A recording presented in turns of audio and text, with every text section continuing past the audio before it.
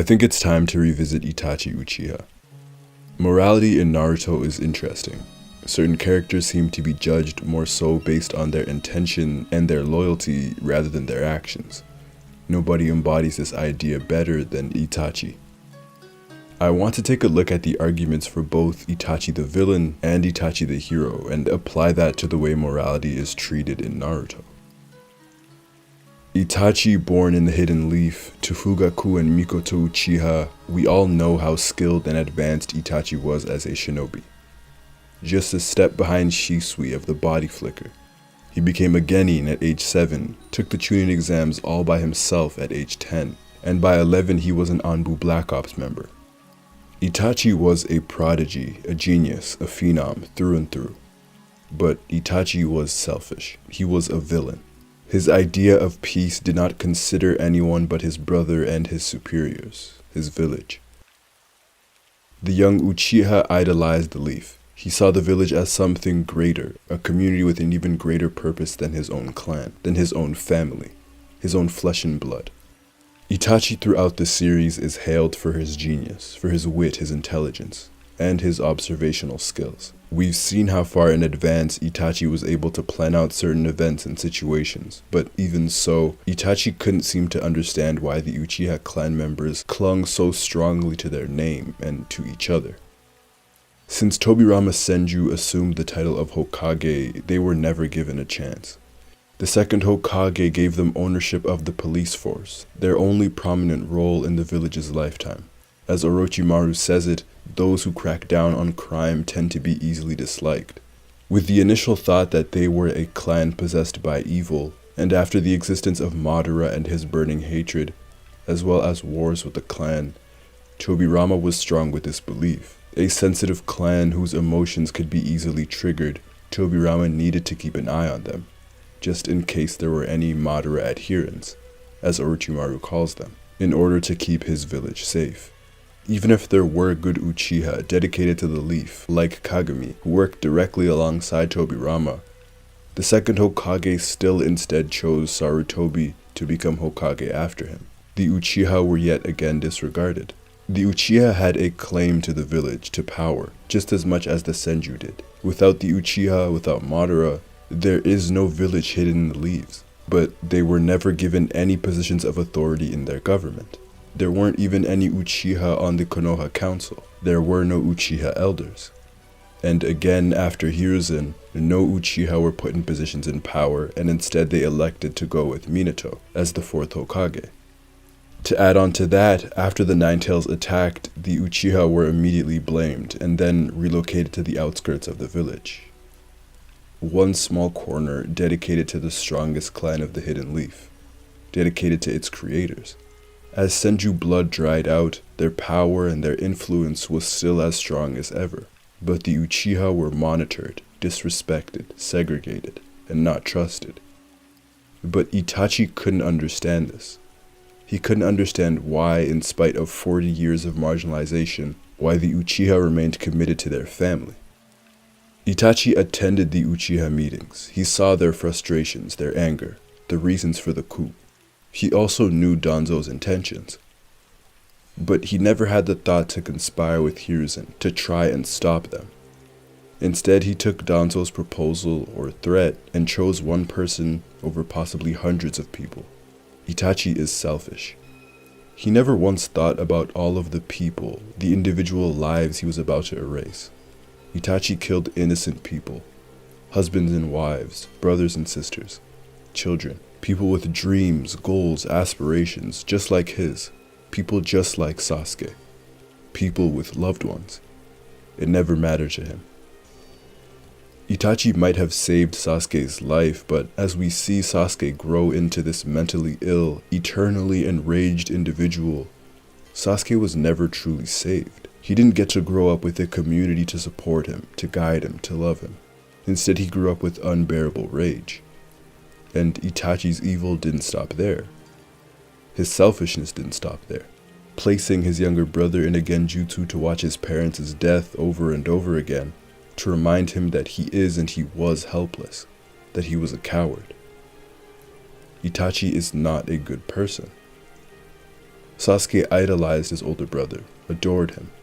Instead, Itachi called him weak and a coward, piling onto an already intensely traumatic experience. Itachi is responsible for creating the Sasuke who only saw violence as the answer. Itachi is the reason for everything that is wrong in Sasuke's life, and we are supposed to believe that he loved his brother.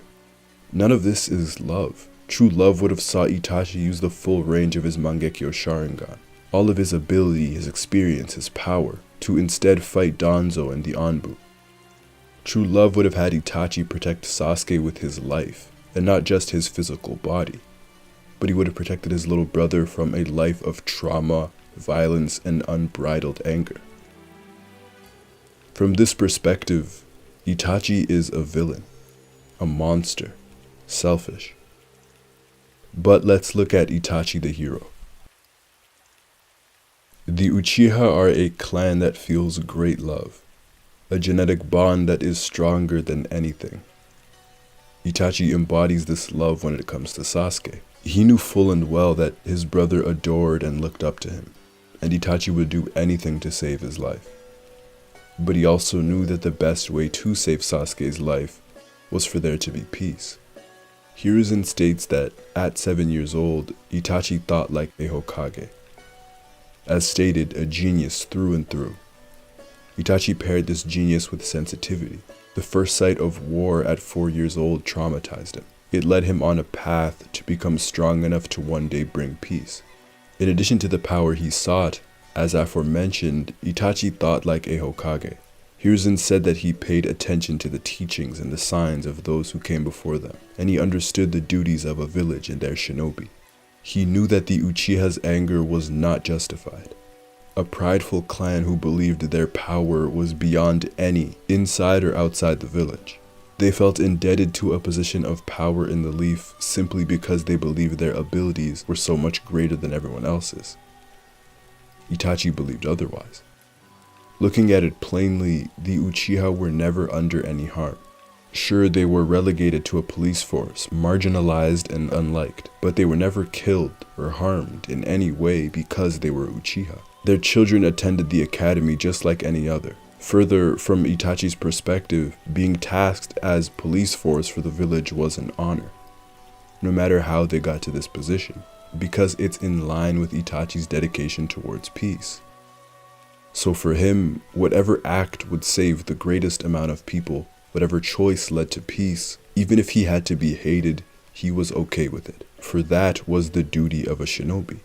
Itachi's prophetic eyes already saw that dedication to an arrogant clan would bring him nowhere closer to what he wanted to achieve.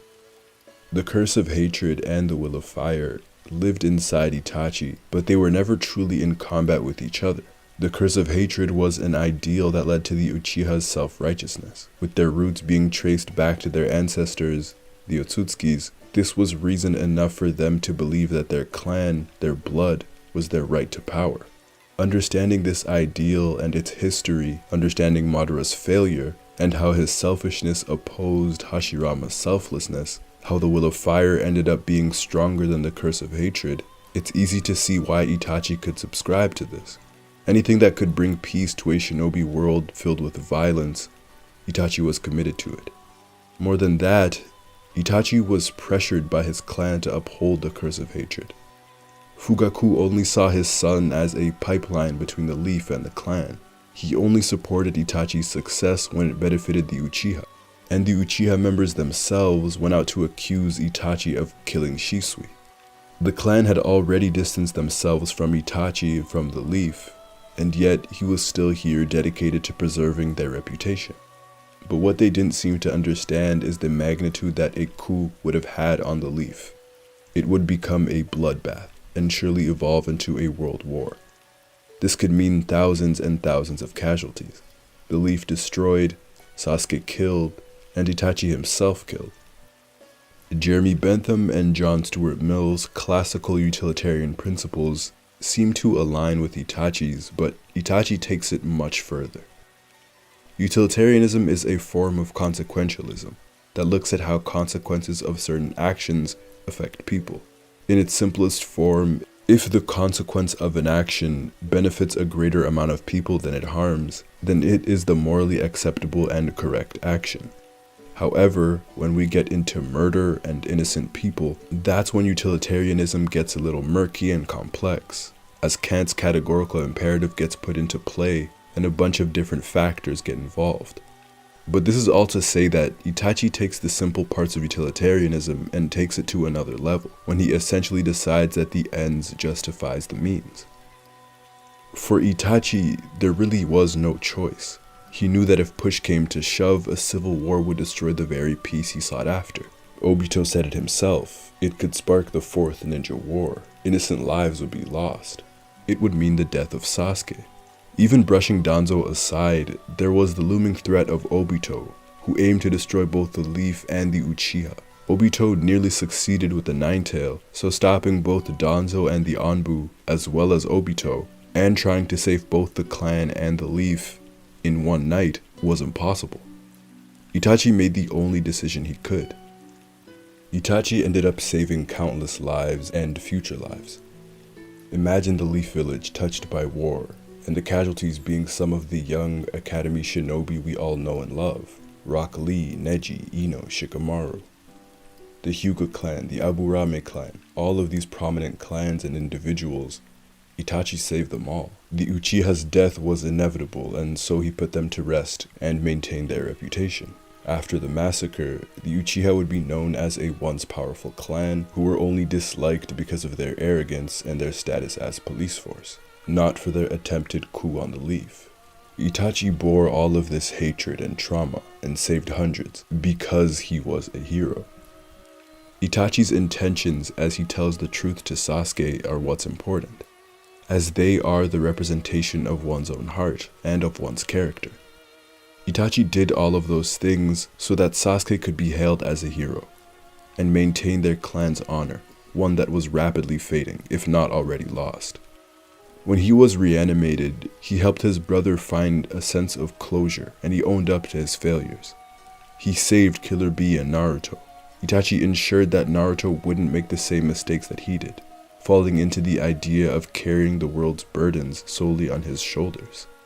Itachi did what no one else could, and he is a hero because he embodies the idea of what a shinobi is. As Hashirama says, a shinobi is someone who endures so that he may reach his goal, and if that goal was protecting the village, Hiruzen, Hashirama, and Naruto all saw Itachi as a hero.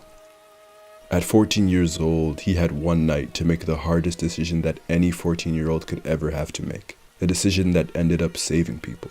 The definition of a hero is someone who is admired or idealized for their courage, for doing something that no regular person could do or even think of doing.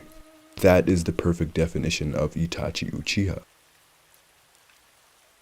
The final perspective that is taken when it comes to Itachi is one that looks at him right down the middle. It sees him as an anti-hero or an anti-villain, one whose intentions from the get-go were pure and were honorable, but the way he executed them was not. It looks at Itachi plainly, who was a kid in an unfathomable situation. Danzo's isolation of the young shinobi was genius. Danzo had a file on the young Uchiha. He knew that he was a sensitive kid, one who loved his brother and who had intense loyalties to the Leaf. And Danzo knew that with just the right circumstances, he could bait Itachi into doing exactly what he wanted him to do. And so he attacked his surroundings. He attacked Shisui, who later killed himself. He put Itachi in the Anbu. Slowly, he isolated the shinobi. When Sasuke is remembering his older brother before the massacre, Itachi's world seems to be crumbling before him, and what he is focused on is this very isolation. The loneliness he felt. This was true. Itachi had no one. With Shisui gone, there was no one to tie him to the clan, as his father certainly couldn't. While Shisui was dedicated to the village, he was equally as dedicated to the clan, trying to find a bloodless solution, and he was so close, if it wasn't for Danzo. Shisui wasn't as opposed to the clan as Itachi was, but with Shisui gone, the one who taught him about self-sacrifice and who asked him personally to protect the village and the Uchiha name, Itachi was feeling the pressure. Danzo laid seeds of doubt, presented him with the false dilemma, and with Obito looming over his shoulder and one night to make a decision, only one choice was clear. His clan was beyond saving, and at least with this choice, he would prevent a potential war and save his brother.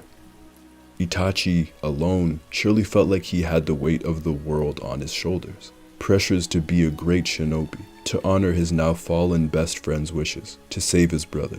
A pressure to solve the clan's issues and to bring peace, all at 14 years old. For Itachi, it was clear this was the path to do all of these things. I find it interesting that Kishimoto in this scenario can kind of be treated like an unreliable narrator. Even though it's his world and he has authority over it, he spends a large part of his time championing Itachi for his intentions, his loyalty, rather than his actual actions. So it's up to the reader, or the watcher, to stray from the image that Kishimoto has set for Itachi, and to make their own decision on who he is, and to question or accept his status as a hero. He glorifies Itachi. Furthermore, this series glorifies loyalty, and especially if that loyalty is accompanied by self-sacrifice. Shinobi are ninja dedicated to their villages, people who are required to follow orders by any means necessary. Hashirama's definition of a shinobi again is someone who endures in order to reach their goal. Again, the series champions self-sacrifice, especially for the village. Minato and Kushina's, Jiraiya's, Hiruzen's, and now Itachi's. No matter what you do, as long as it's in service to your village, that is what makes a shinobi great and even legendary in some cases. When shinobi take alternate routes and align themselves with their own beliefs, they are looked down upon. Sakumo Hatake, the White Fang, who was pushed to take his own life, simply because he chose his comrades over his duty. Furthermore, the series glorifies the Leaf. A sacrifice for the Leaf sees Itachi as a hero. After Itachi's truth, this revelation, no one other than the villains of this series, mainly Kabuto, bats an eye that Itachi committed genocide. All of those innocent Uchiha lives are forgotten in the face of loyalty. Itachi is able to forgive himself and accept what he did because he felt that he did it in the name of peace. Itachi believes in a world that can't separate illusion and reality, along with eyes with genjutsu that can even further separate the two concepts. Good and evil becomes relative to one's own beliefs and to the world that one has created. Itachi doesn't classify himself in either direction. He only talks about what happened, what was necessary, from his perspective. In a world that encourages loyalty and sacrifice for the greater good, it's clear why they see him as a good person. Shinobi have to do hard things, it's part of the job. In Itachi's own world, in his reality, what is correct and true is the village. What is worth fighting for is peace. The reason he protected Sasuke was because in his world that was crumbling before his feet, the lines between reality and illusion being blurred, the only thing that Itachi was absolutely sure of was that Sasuke was innocent. Sasuke represented everything that was good, and that his love for his little brother is something that he felt was absolutely real. It was true. He also said that as death comes to embrace you, you will realize what you are. In both instances of Itachi's death, he showed a nonverbal and a verbal confirmation of his love towards Sasuke. Good or evil, Itachi was someone who would sacrifice everything for his little brother. When he realized that he could bear hatred for his brother, I think that's when he fully believed that no person, not the Leaf, not the clan, was purely good or evil. If you think of the 5 villages in their history, they've all done morally corrupt things. Whether it be the Stone's Onoki and his employment of the Akatsuki, the Mist and their fights to death, the Leaf operating under Danzo's Anbu. The morality of the shinobi world is very different and much darker than our own. Loyalty means more in that world than any other value. Itachi knew that the Leaf didn't see the Uchiha as a good clan, but at the very least with this act, he could maintain their reputation and at least see that the last of the remaining Uchiha, Sasuke, was someone who was objectively good, a hero when it came time to him killing Itachi. Because people are bound based on what they believe as correct and true and based on their reality, there Sasuke would be under the limelight. If Kishimoto's goal was to create a character that people always have extreme reactions towards, then he succeeded. To me, that's what makes Itachi an interesting character. That's the legacy of Itachi Uchiha.